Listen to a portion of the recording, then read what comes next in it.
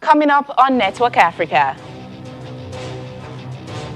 The International Criminal Court finds former LRA commander Dominic Ongwen guilty of Uganda war crimes. South Sudan reinstates partial lockdown over rising COVID-19 cases. Plus,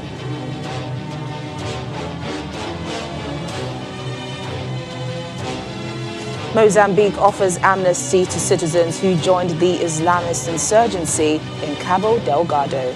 Hello and welcome to the program. I'm Teniola Shiboale. We begin today with legal matters as ex-Ugandan rebel commander Dominic Ongwen has been convicted of war crimes at the International Criminal Court. Mr. Ongwen, a feared commander of the Lord's Resistance Army, LRA, is the first member of the LRA to appear before the court. He faced 7 counts of crimes against humanity and war crimes, including murder and enslavement. The charges all relate to an attack on a camp for internally displaced people in Uganda in 2004. The Chamber has therefore convicted Dominic Ongwen of a total of 61 crimes, comprising both crimes against humanity and war crimes. Dominic Ongwen has been found guilty beyond reasonable doubt of a number of crimes committed in the context of the 4 specified attacks on the IDP camps of Pajule, Odek, Lukodi and Ebok. Attacks against the civilian population, murder, attempted murder, torture, enslavement, outrages upon personal dignity, pillaging, destruction of property and persecution.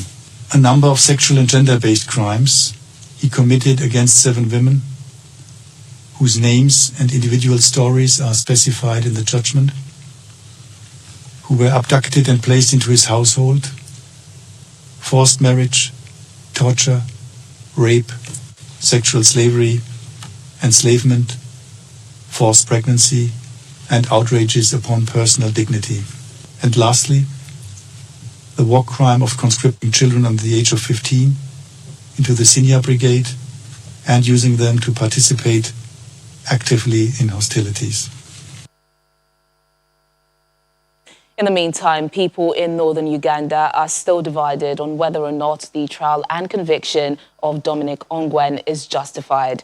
After being abducted by the Lord's Resistance Army as a boy, Ongwen worked his way up to a commander overseeing the Senior Brigade, one of the group's 4 main operational units with up to 800 fighters. Dominic Ongwen, wearing a tie and face mask, sat impassively in court, sometimes with his eyes closed, listening as the judgment was read out. Beyond reasonable doubt of the former child soldier who became a commander of the rebel Lord's Resistance Army was convicted of dozens of crimes, including widespread rape, sexual enslavement, child abductions, torture and murder, including killing of babies. In a legal first, Ongwen was also convicted of the crime of forced pregnancy for atrocities committed against 7 women. However, his case highlights the difficulty of trying somebody who, as a conscripted child soldier, is both an alleged perpetrator and a victim. The 45-year-old was abducted as a child, and for this reason, a former child soldier like himself asked that Ongwen be forgiven. I find that Dominic Ongwen should be forgiven, because Dominic Ongwen also been adopted when he was a young boy. He didn't join the rebel by himself. He was being adopted and he was being tortured. The family members were being killed, like the parents.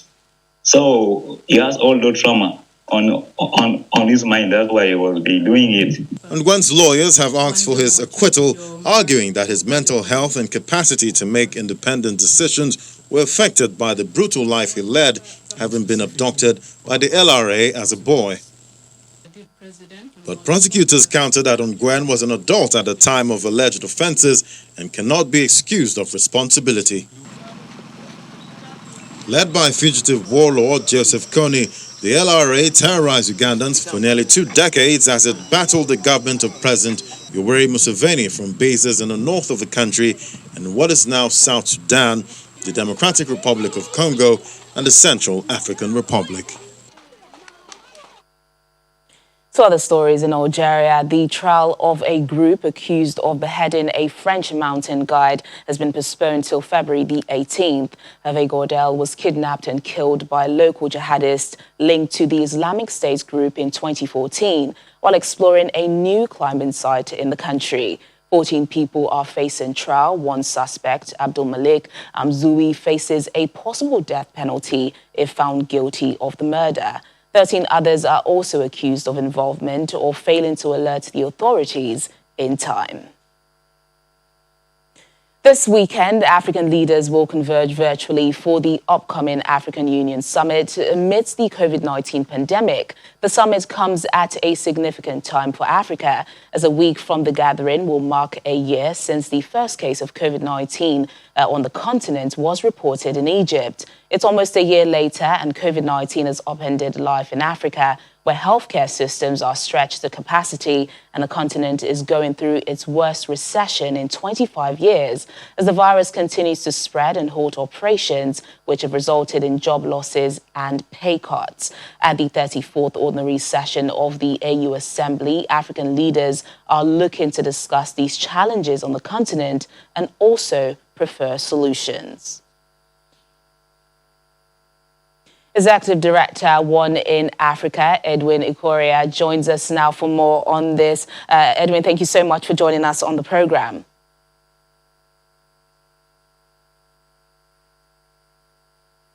Well, let's begin with your expectations for the upcoming AU leaders meeting. Okay, I think this is an opportune time for African leaders to basically speak with one voice. Speak with one voice in terms of, one, the global vaccine equity, where we are seeing over 39 million doses of vaccines already administered across richer countries, but only 25 doses in lower income countries. And so it is time for African leaders to come together and say that the virus cannot leave the world. It cannot live anywhere if it still exists in Africa. As such, there should be a global response to make sure that the vaccines get to everywhere at the same time. Otherwise, we're just going to stretch how long the virus is going to last. So that is one thing that I'm expecting, that they will speak with one voice concerning this. The other part is to see that in terms of procuring these vaccines themselves, we do not expect, or we don't want African countries to continue in debt or get further in debt because they are buying vaccines. So this is a time for global solidarity, and especially with a call to debt relief to free up resources for many African countries who are not able to sustain themselves. And the other part will be to see how they can access resources that currently either are lying fallow in the IMF in terms of the SDRs, or allocation of new SDRs that was done during the last economic meltdown that happened in 2008. So these are the kind of expectations we are hoping that African leaders will speak with one voice on, as well as coming together to ensure that there is a holistic, a coordinated way of distributing the vaccines across the continent when it finally arrives. You know, no doubt there has been a huge economic impact as a result of the pandemic. The AU says it's expecting vaccines in a matter of weeks. The race for vaccine is on, basically. How can the body ensure equity, especially in the vaccine distribution? I think the very first thing is to have a clear plan. And I think I would commend the African Union CDC and other partners, especially with Africa Exim Bank, that is coming to put in the resources to pay for advance for the vaccines to come in. But that level of coordination based on the needs, for instance, every African country based on the population size, would receive different, quantities of vaccines. So the level of coordination that happens centrally at the African level, at the African Union level, that is really to be commended. We are seeing many individual African countries, sometimes even states within a country, trying to procure vaccines by themselves. I think that level of disorganized method of reaching vaccines may not be the best way to go. So the AU is currently providing a platform. That platform should be utilized and coordinated so that we can track where the vaccines reached on the continent and how those people are faring. So we are expecting to see that there's collaboration among African countries with the AU as they lead on this effort. Yeah, and let's just shift and talk about another major issue now, the crisis in Ethiopia. It appears the AU has been tongue-tied on this matter, yet aid agencies are warning of a severe humanitarian crisis in the Tigray region. Do you expect this to also be discussed at the meeting? Honestly, it is a very worrisome situation. It is really unexpected. In the year of silencing the guns, that is the same year the headquarters of the country where the headquarters of the AU is currently having this kind of conflict. And the problem we have really is not, the AU is tongue-tied because the member states' sovereignty does not allow them to even get involved. So when President Abiy or Prime Minister Abiy says he doesn't want any intervention, there is nothing the AU can do. And because though they are the host of the African Union, it becomes really very difficult when the leader of that country does not allow any kind of external intervention, including from the African Union. So that is a big, in fact, it's one of the big dents on the power of the African Union. So we hope that this is going to come up in the debate in terms of what do we really do in terms of getting African leaders to talk about an issue when it concerns a member state, especially when lives are at stake. Lives are lost every day, and there is complete information blackout. Humanitarian crises are being talked about, and we still cannot get any substantial information, from what is going on the ground because journalists are blocked out. I mean, this is really a sad situation. We are really hoping that this will come up in the conversations, and at least they can speak to their colleague to say, because lives are at stake, you cannot continue to, keep people outside of this conversation. So we are hoping that this will bubble to the top of their conversation, and hope that we can get the Abiy to listen to his counterparts. All right, then, Executive Director, One in Africa, Edwin Okoria, thank you so much for speaking to us on Network Africa. Thank you for having me.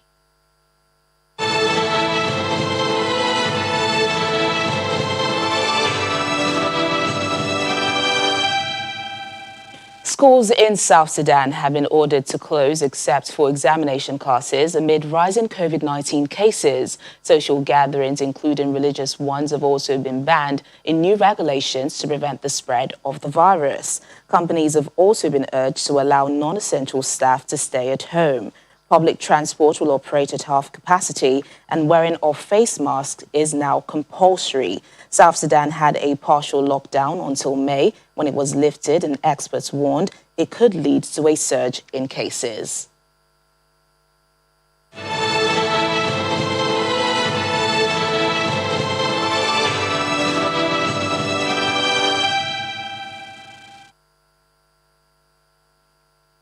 To security matters, Mozambican President Filipe Nyusi has offered amnesty to citizens who joined the Islamist insurgency in the gas-rich northern province of Cabo Delgado. President Nyusi promised that there will be no retaliation against those who surrender and return to their families. He made the pledge on Wednesday as the country paid tribute to its national heroes. The amnesty offer was also extended to citizens who have joined the ranks of a local militant organization allied to the opposition party Renamo. Hundreds have been killed by the jihadists in Cabo Delgado, who launched their insurgency in 2017. About 570,000 people have been forced to flee their homes. Ugandan activist Stella Nyanzi has fled to neighboring Kenya to seek asylum, citing political persecution. The activist says her children have been trailed by the police, and abductions and detentions of political actors are getting closer. Her lawyer also confirmed she had fled, according to local media report. Ms. Nyanzi unsuccessfully vied for Kampala Women MP in last month's general election. She's a strong critic of President Yoweri Museveni's administration and was previously detained for abusing the president. Still to come on the program.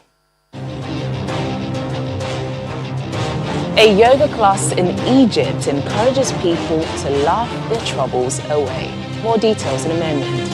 Stay with us. Thanks for staying with us on Network Africa. A group of children in Burkina Faso have become the first in the country's history to successfully undergo open heart surgeries. It's a landmark event that doctors say could mark a sea change for the West African country's troubled healthcare system. 9-year-old Laundry Neon was among 5 children targeted for cardiovascular surgeries by French charity La Chaîne de l'Espoir, the Chain of Hope, as part of a week-long campaign to bolster the capabilities of surgeons at the Tengadogo University Hospital in the capital, Ouagadougou. Neon had struggled with breathing problems, which his mother attempted to treat with traditional medicine. It wasn't until visiting the hospital that he was diagnosed with a heart defect and selected to participate in the surgical campaign. After the operation, I would like to become a footballer like Messi. The surgeries were led by European doctors with assistance from their Burkina Faso counterparts who were trained to undertake future operations independently. Eric Chessin, a cardiovascular surgeon and La Chaîne de l'Espoir's president, was in Ouagadougou to oversee the operations. He says the charity's goal is to provide enough educational support that the hospital can establish its own autonomous cardiovascular unit. The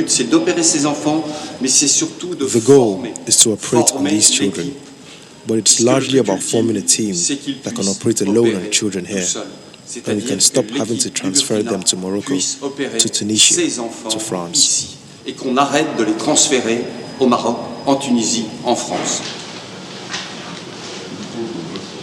Burkina Faso continues to face major challenges in its health sector despite increased government funding and various international interventions. To Adama Sawadogo, one of the cardiovascular surgeons who participated in Landry's operation, slow progress is a natural consequence of working in a field as complex as heart surgery. It's important to know that the learning stage is very long for heart surgery. If I give you my own experience, I had done almost 10 years in the surgery field, 5 years in general surgery, then 5 years in heart surgery training. The surgeon who I assisted for this operation has close to 40 years experience. He was a surgeon even before my birth, so you understand a little the role of experience in all this.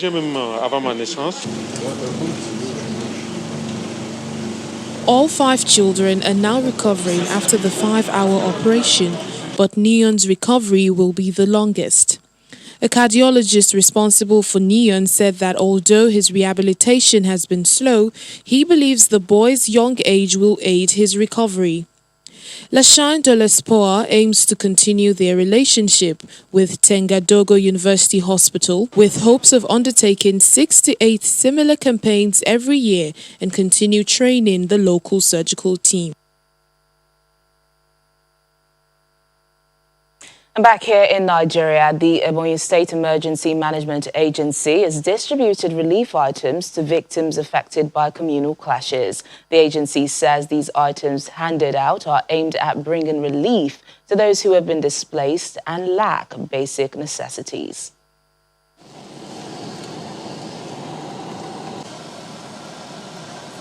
The aftermath of the crisis that occurred 2 weeks ago between the people of Effium and Eza Effium communities in our local government area of Ebonyi State, one that claimed several lives and destroyed properties worth millions of naira.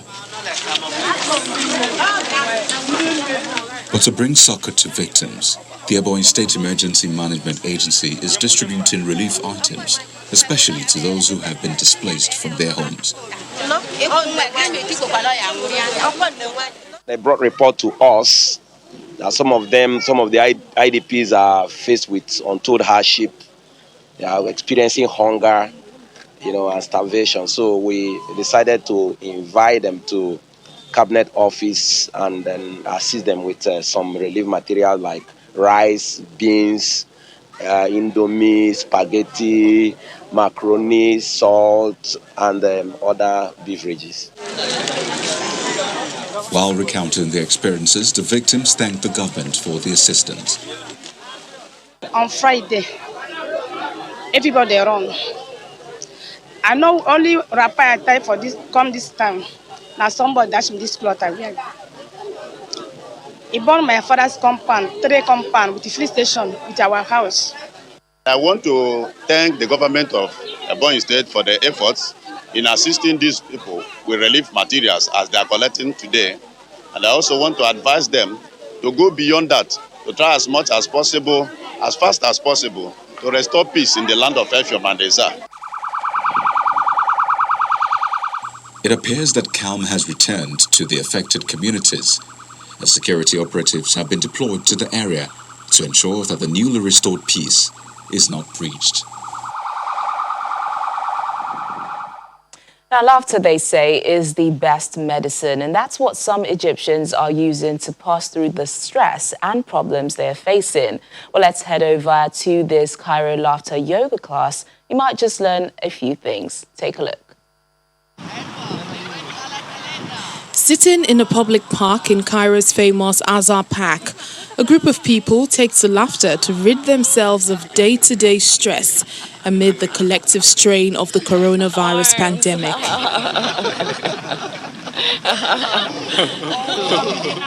Ute Devika, a 57-year-old German wellness coach who has been living in Cairo for 20 years, leads the laughter yoga session.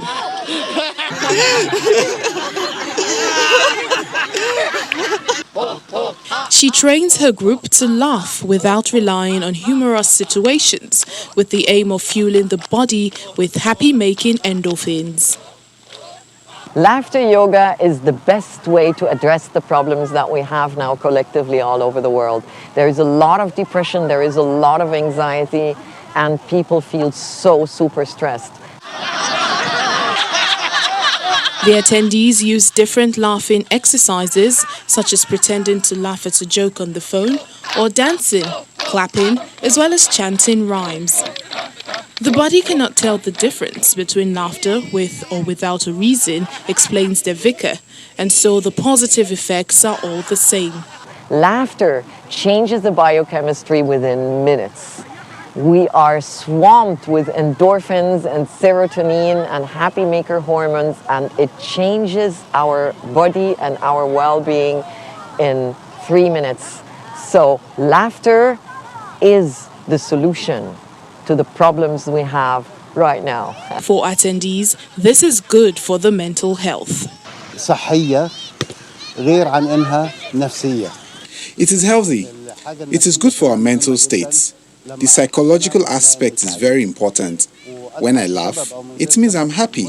Whether I laugh for a reason or without a reason, what matters is that the body is getting healthy, and I really liked it.